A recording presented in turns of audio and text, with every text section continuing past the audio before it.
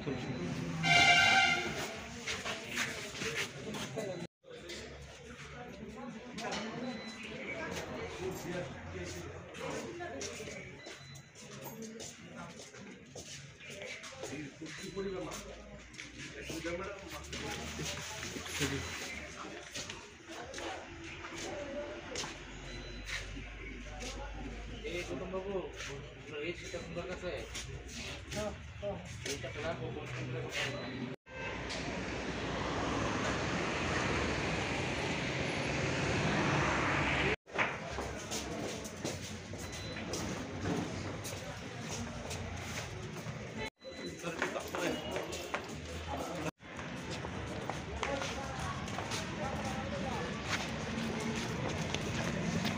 মামলা ছিল আপনাদের?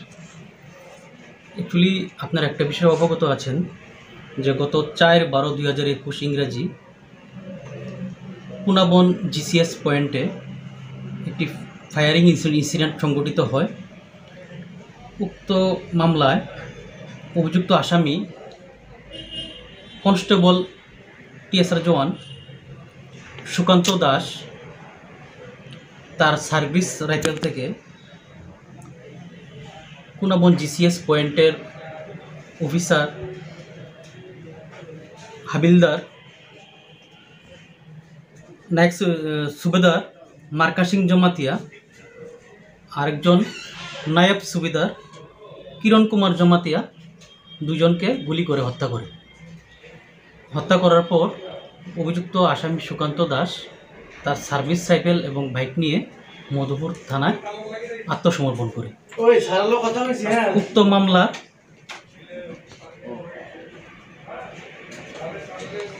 Commandant TSR battalion 5 battalion TSR commandant Rangadulal Debbarma Madhupur থানায় একটি লিখিত অভিযোগ দায়ের করেন উক্ত টিএসআর আসামির বিরুদ্ধে। তারপর মধুপুর থানার তদন্ত প্রক্রিয়া শুরু হয়।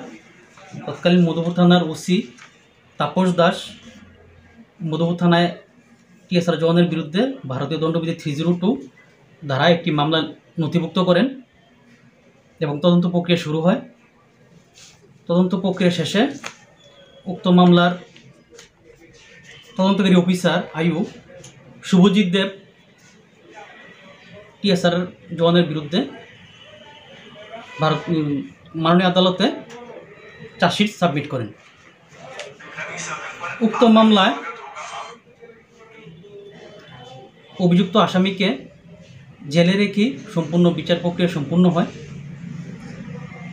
মাননীয় এডিশনাল সেশন জাজ বিশালগড় শ্রী দেবাশিস কর আজ উক্ত মামলায় তার চূড়ান্ত রায় প্রদান করেন। চূড়ান্ত রায় প্রদানকালে টোটাল ৩৮ জনের সাক্ষ্যবাক্য গ্রহণ করেন এবং আজ অভিযুক্ত টিএসআর জওয়ানকে ভারতীয় দণ্ডবিধি 302 ধারায় যাবজ্জীবন সশ্রম কারাদণ্ডের নির্দেশ দেন, সঙ্গে 50,000 টাকা জরিমানার নির্দেশ দেন। অনাদায়ে আরও 1 বছর সশ্রম কারাদণ্ডের নির্দেশ দেন।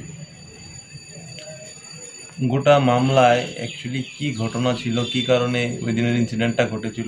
বোঝা গেছে যে টিএসআর জওয়ানের ছুটি সংক্রান্ত বিষয় নিয়ে অফিসারের সাথে একটা মতানৈক্য হয়, যার কারণেই একজন সুবেদার মার্কা সিং জমাতিয়া আর একজন নায়ক সুবেদার কিরণ জমাতিয়া দুজনকে গুলি করে হত্যা করে।